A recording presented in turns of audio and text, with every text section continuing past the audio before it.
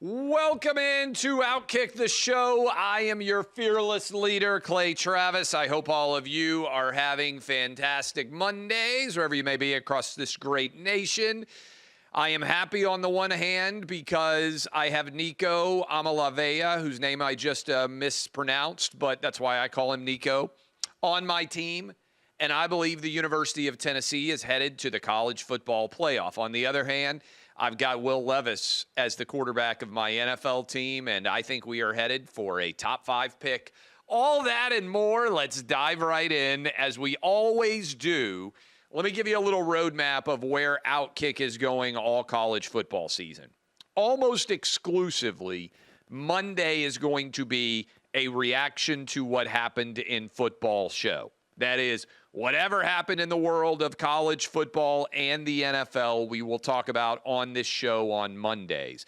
Occasionally, if there is just absolutely monster election news between now and November, we may talk the election a bit, but almost exclusively, I'm going to talk college football and the NFL on this show. Also, every Thursday, we're going to do The Fade with Kelly Stewart, which will be a gambling exclusively focused show. So I do know some of you are out there and you're like, man, I hate current events. I have no interest in politics.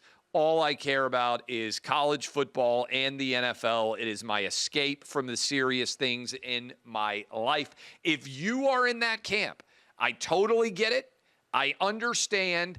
Every Monday and Thursday, I pledge to you, you will get a half hour or so of straight football on Monday, and on Thursday, straight gambling.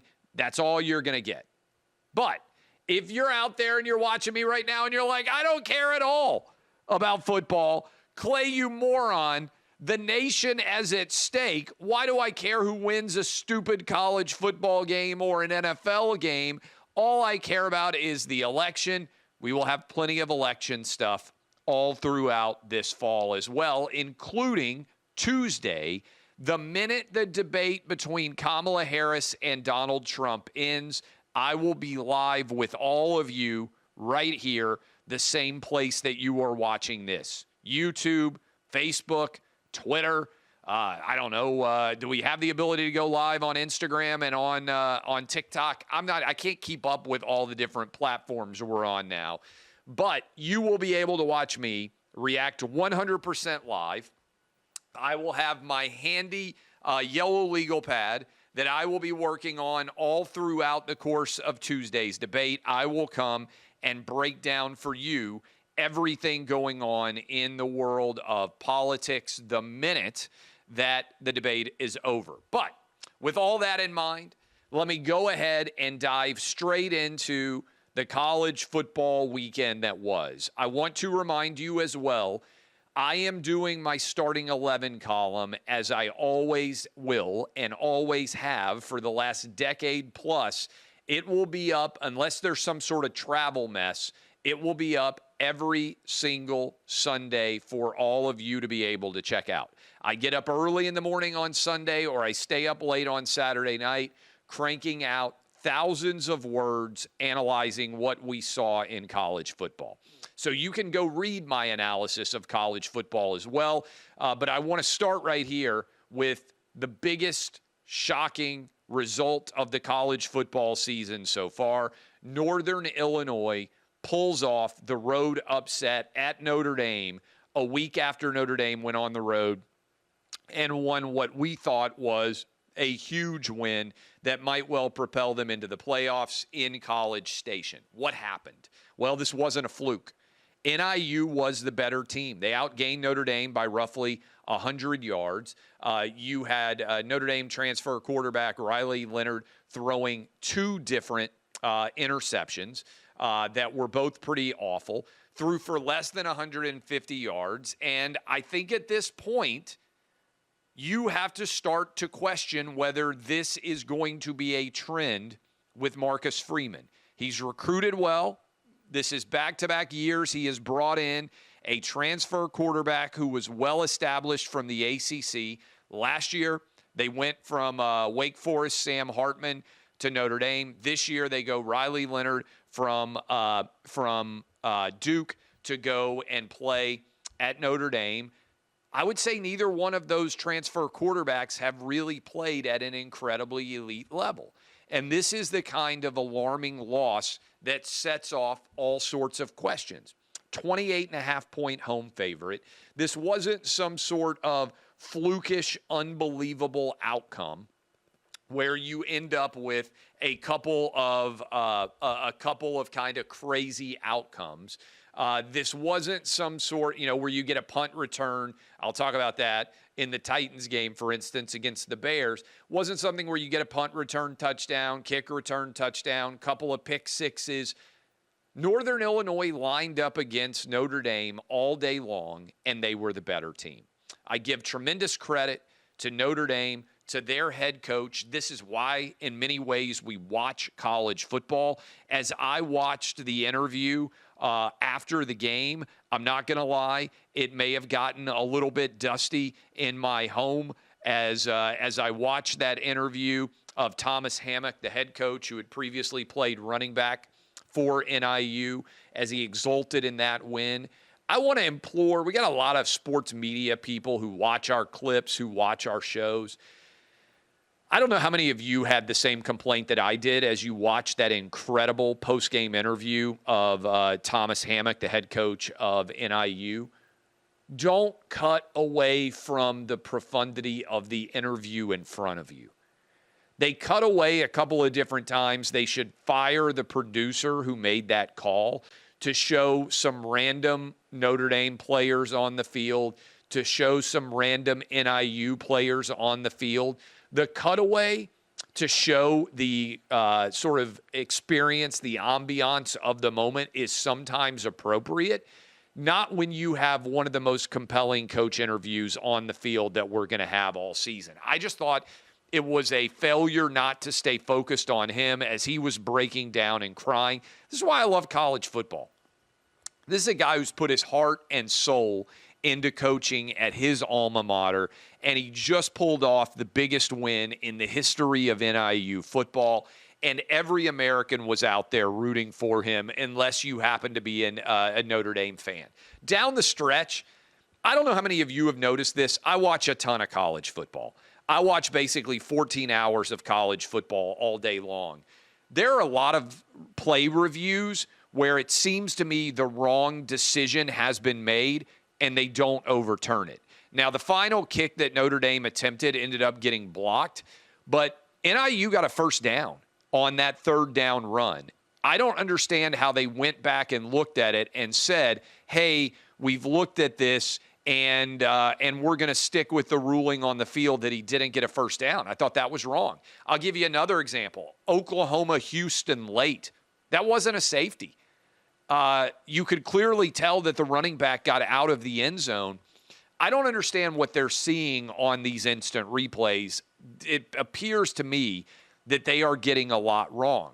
Also, and I haven't seen it explained, they didn't restart the clock appropriately after the instant replay review, which meant Notre Dame, at least based on the way we were told on air, appeared to still have an extra timeout left.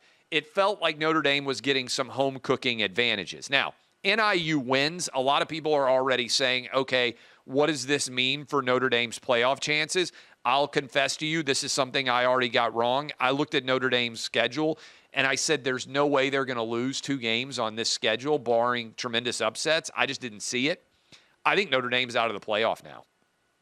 I don't think, based on the performance we saw from Notre Dame in week 2, that this team is going to win the next 10 games on their schedule, which is what would be required.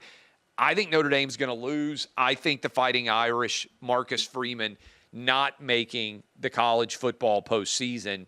I'm flip-flopping on this completely based on last year to this year.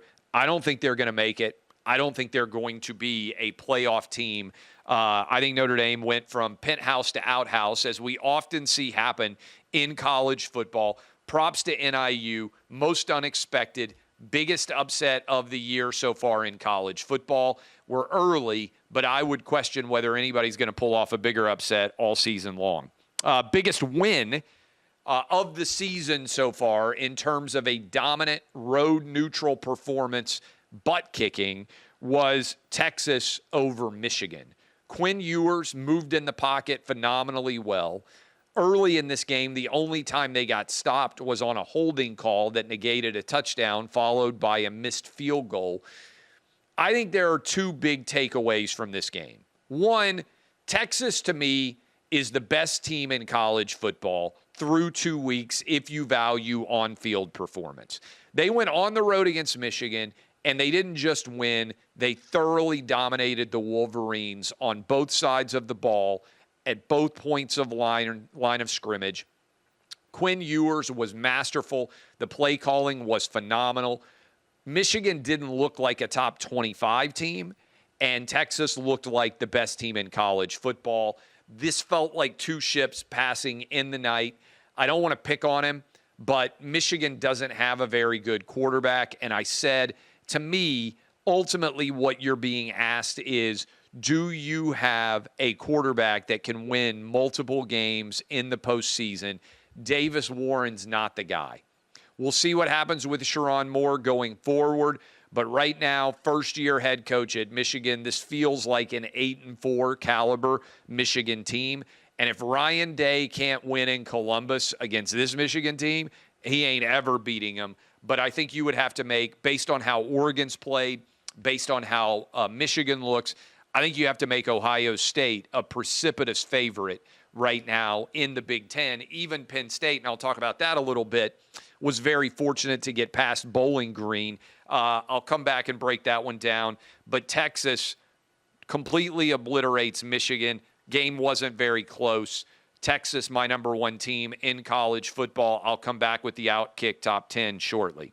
Tennessee, there was only two top 25 matchups. That is both teams in the top 25 this past weekend. Tennessee beat NC State 51-10. To me, the biggest storyline of the Tennessee season, not actually Nico so far, it's the defense. That defensive line hounded NC State. NC State got 3 first downs on the first drive on third down. They went 0 for 12 on third down after that, and 0 for 2 on fourth down, both of which were relatively short runs. Tennessee held them below 150 total yards. Only touchdown for NC State came on a hit elbow as Nico was throwing that they turned into a pick six. This was absolute destruction of Tennessee by NC State. Vegas told us coming into this game, it was my blood bank guarantee. So we had a winning week in college football gambling. Blood bank guarantee hit. I thought Tennessee would win comfortably. Vegas, before the season started, said that NC State was going to be the 4th toughest game for Tennessee. If that's true, in 2 weeks, Tennessee's going on the road against Oklahoma. I told you before the season started, if Tennessee could go 2-2 in NC State, Oklahoma, Alabama, and Georgia, I felt good about Tennessee going 10-2 overall and advancing to the college football playoff. I feel like Tennessee's going to at least beat one of Oklahoma, Georgia, or Alabama. If the Vols do, Arkansas might be tough. Somebody else might throw a bit of a challenge out there. But if I'm right, then Tennessee is going to be a postseason team. What do I think about Nico? A lot of questions about Nico. He's been surging up the Heisman Trophy board.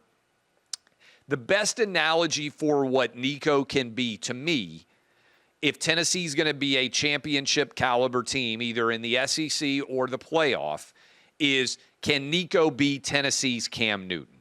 What do I mean by that analogy? If you go back and you watch, as I did, all of Auburn's 2010 games, and you think about what you saw during that national championship perfect season, the Cam Newton that started the season for Auburn got impressively better by the end of the year. And the Cam Newton that went on the road and brought Auburn back from a 24-0 road deficit in Bryant-Denny Stadium, one of the most impressive wins out there imaginable, was a very different quarterback than the one who started the season. Cam got progressively better with a great, at the time, offensive mind in Gus Malzahn leading the way. This is why Gus Malzahn ended up Auburn's head coach, because even though Gene Chizik was the head coach there, over the course of the season, the growth of Cam Newton convinced Auburn fans that Gus Malzahn could do the same with other quarterbacks. And later, he nearly did it, right? Auburn nearly won a national championship a few years later with Gus Malzahn going up against Jameis Winston in Florida State. My point on breaking all of this down and kind of analyzing it from a larger perspective is Tennessee's defense is the best it may have been in 20 years. And I believe the best freshman quarterback to play for Tennessee since Peyton Manning is Nico. If they can keep him healthy and if they can evolve him with Josh Heupel, then I think Nico can be Cam Newton. And the analogy I made in pop culture was Nico feels to me like Neo was in the first Matrix that came out in 1999. Do you remember this the clip where, and maybe we can clip this for the short version, guys, and include it. Do you remember the clip where everybody comes running in and they're like, Neo knows Kung Fu now? And they're constantly inputting new data for him in the Matrix. I feel like Josh Heupel is Morpheus and Nico is Neo.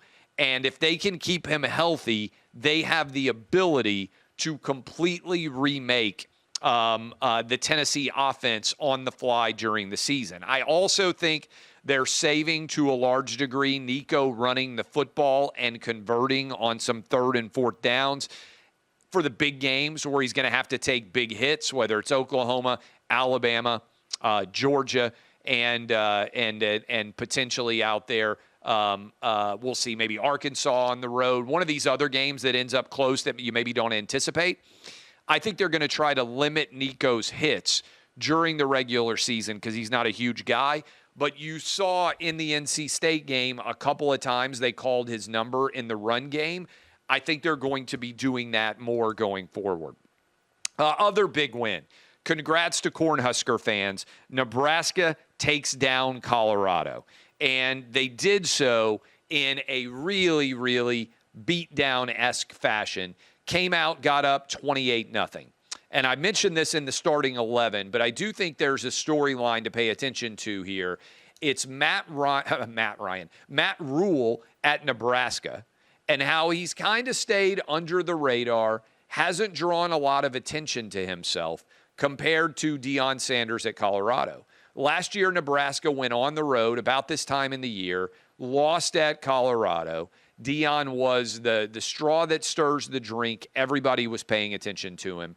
This year, Colorado goes on the road at Nebraska, and the game's never particularly close. Nebraska came out and handed it to them. Nebraska now in the top 25, at the bottom of the top 25. Colorado is floundering. Trey Wallace was out covering this game in Nebraska.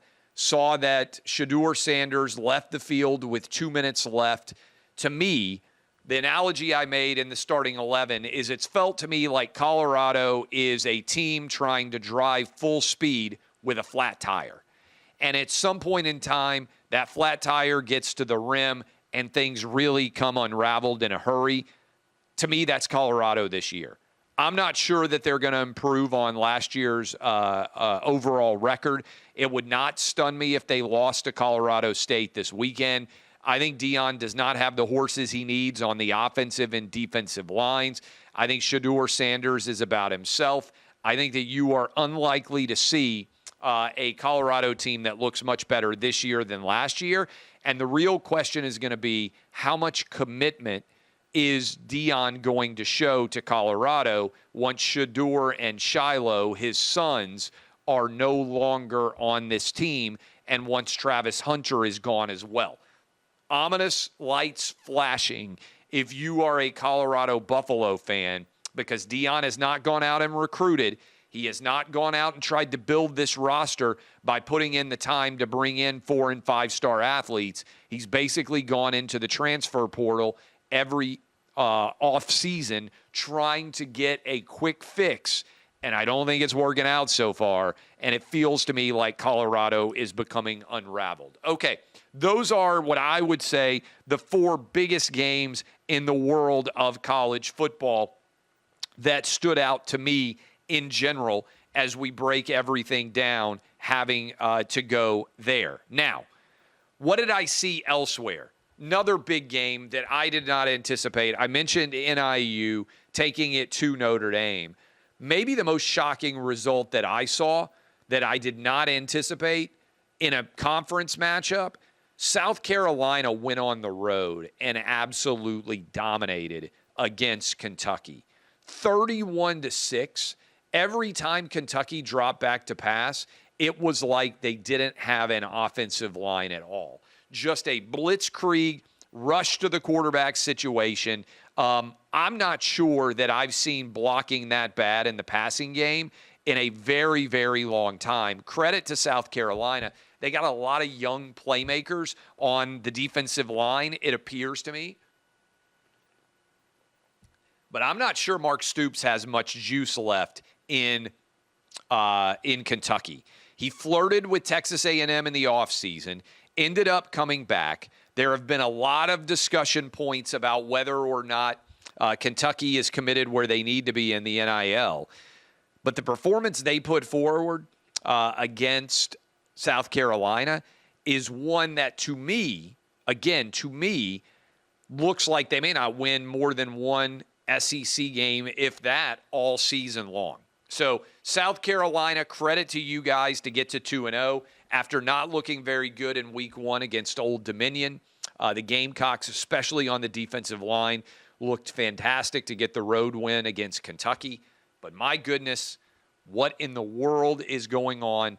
If you look at what happened in that performance, you got to be concerned. Now, other game that has stood out, I mentioned Oregon. Oregon doesn't look like a top 25 team so far. They were very fortunate to beat Boise State 37-34 after a lot of us went to bed.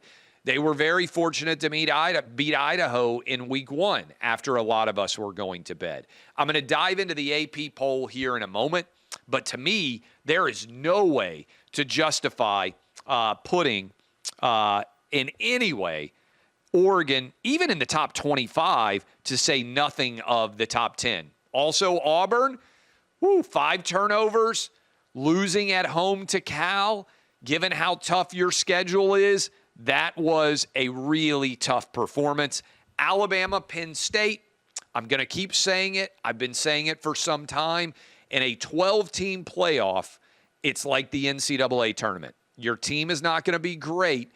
Sometimes you just have to survive and advance against inferior competition. Alabama did it against South Florida. Penn State did it against Bowling Green. Guess what? Notre Dame would have loved to have survived and advanced in some way against Northern Illinois. They could not do it. All right, let's go into the OutKick Top 10. A reminder, we are going to be doing a Top 12 for the playoff. Lots of different voters. It's going to debut soon. That will be everybody weighing in with what we think the 12 best teams in college football are if college football were going to be selecting their playoff after every single week's action. I do an OutKick Top 10 every single Sunday. What I do with that Top 10 is try to reward on-field results over actual expectations. That is, I do something somewhat radical. I actually just judge teams based on their on-field performance. With that in mind, my top 10, I give a lot of value to road neutral wins against power conference opponents. Therefore, the best win to me all season long so far, Texas on the road over Michigan. I've got Texas as my number 1 overall team in college football in my OutKick Top 10. Georgia has the second best win with what they did to Clemson in week 1, neutral site, Atlanta, Georgia performance. I have got the Bulldogs as my number 2 team.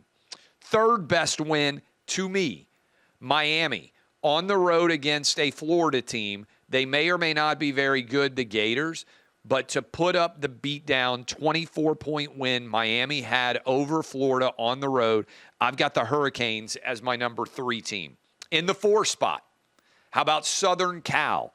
With their win over LSU, even though LSU didn't look very good against Nicholls State, still, SC getting the neutral site win, Allegiant Stadium in Las Vegas over LSU. I've got the Trojans number 4 overall. Number 5, Tennessee, neutral site beatdown over NC State, a top 25 team, 51-10. The game was never close after the Will Brooks 85-yard interception return. I got Tennessee as my as my 5th best team. 5 best wins, road neutral site, Power 5 conference teams, Texas 1, Georgia 2, Miami 3, USC 4, Tennessee 5, all right? Northern Illinois, on the road against Notre Dame. I've got Northern Illinois right now as the number 6, OutKick top 10. 7, Iowa State. Credit for what Iowa State was able to pull off. The Cyclones in the Cy-Hawk Trophy game came back to beat Iowa in a huge rivalry game in that state. I've got Iowa number 7. 8th spot, they're 2-0, undefeated in the SEC. I don't think they're actually a top 10 team, but Vanderbilt's win over Virginia Tech, one of the best power conference wins so far. I've got the Vanderbilt Commodores at 8.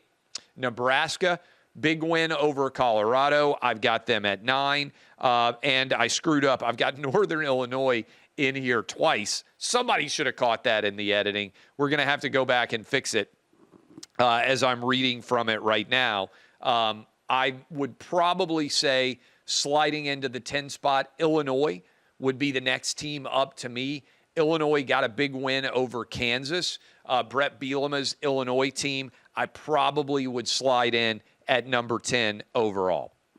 SEC power rankings, you just heard the top of the list, Texas, Georgia, Tennessee. Then I've got Vanderbilt, Ole Miss, 2 low conference opponent teams, big win over MTSU. Missouri, again, not really challenged. They play Boston College this weekend. Alabama, Tide got a little bit hot late against South Florida, but not very good earlier. I've got South Carolina at 8, big road win over Kentucky. I would have had them higher, but they really didn't look very good at home against Old Dominion in the first week. Oklahoma at 9. Didn't look great against Houston. Offense has kind of vanished. We'll see how they do. I believe they play Tulane this week and then Tennessee next week. LSU 10. This is the start of the teams that have already lost a game. A&M 11. Arkansas 12. Razorbacks had that game in control, choked it away on the road against Oklahoma State. Oklahoma State would also be a borderline top 10 team, but they won that game against, I don't think Arkansas is going to be very good, even with Bobby Petrino, 350-plus yards. They lost that one in double overtime. Both teams missed field goals in the first overtime, by the way. Florida Gators, 13. New quarterback, DJ Lagway, came in and played well against Samford, but I don't think the Gators are very good. We'll see what happens. I believe they play Texas A&M this weekend. Mississippi State, 14, lost against Arizona State. 15 spot, I got Auburn, tough loss to Cal. And in the 16 spot, Kentucky losing 31-6. Not an ideal performance from the Wildcats. We will continue to break all that down. Now, I said I'm going to do a lot of NFL. You know what? I'm going to push a bunch of my NFL analysis to tomorrow. But if we can just clip this, guys, Will Levis, if we can share it, the game was on Fox, I think we can, threw the single worst interception that I have seen a quarterback throw maybe in forever, particularly when you consider his team was winning and that pick six basically decided the game the other way. I have said this for some time. You go back and look. I would love to be wrong because I'm a season ticket holder. I watched Will Levis play at Kentucky every game that mattered during his 2-year career there. He couldn't start and beat out Sean Clifford at Penn State. He's inconsistent and always has been. He doesn't see the field well. Every game, Will Levis will make a couple of plays that you look at and you say, wow, he's got such a big arm. He has a lot of potential. And some people are going to point and they're going to say, well, there was a blocked punt. That is truly indefensible. Will Levis had nothing to do with it. But what I would point to is in that game against the Bears had under 150 yards of offense. Titans had a 17-0 lead, didn't ever allow an offensive touchdown. In the time that has happened, I think I flagged this. It's virtually unheard of to have this happen. Let me grab the data point. Teams trailing by 2 or more scores at halftime who failed to score an offensive touchdown all game had been 2 and 306 since 2000. So in nearly 25 years of football, the Bears get the win. This is from Bill Barnwell to make it 3 and 306. Will Levis made that happen. And again, we'll clip that awful interception for those of you who didn't see it. But what I would point to is a lot of people are going to point to the blocked punt that the Titans gave up. On the play prior to that, Calvin Ridley got wide open on a deep ball. Will Levis airmailed it out of bounds. If he hits him in stride, the game's over. The Titans are up 24-3. Will Levis is supposed to have a big arm and be able to stretch the field. He missed his primary big-time target receiver because DeAndre Hopkins was not healthy on 2 deep balls. And on both of those deep balls, he was not very accurate at all. But the second one, they had him wide open.